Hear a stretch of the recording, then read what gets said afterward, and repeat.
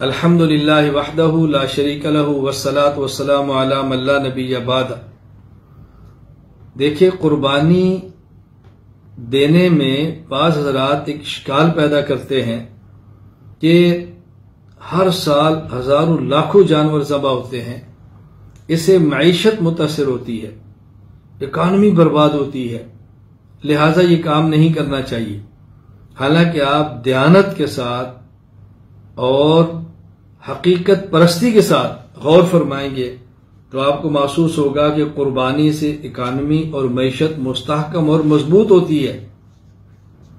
جب لاکھوں جانور قربانی کے اندر ذبح ہونے ہیں تو جانور پالنے ہیں، سال بھر اس کے اندر مصروفیت ہونی ہے۔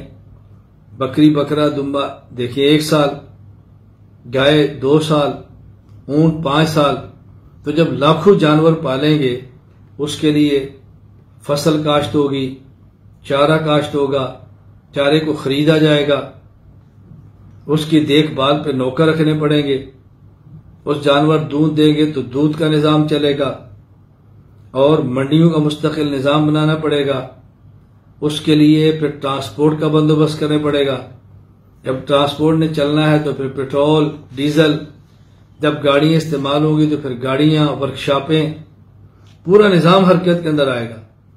پھر جب گوشت ہوگا اس میں غربا کا تعاون، کھالیں اگر بکیں گی، فیکٹریاں چلیں، اس سے پھر کوٹ اور دیگر چیزیں تیار ہوں گی، کمپنیاں، کارخانے بنیں گے، تو آپ اندازہ فرمائیں کہ قربانی سے معیشت بڑھتی ہے، مستحکم ہوتی ہے، کمزور ہوتی ہے۔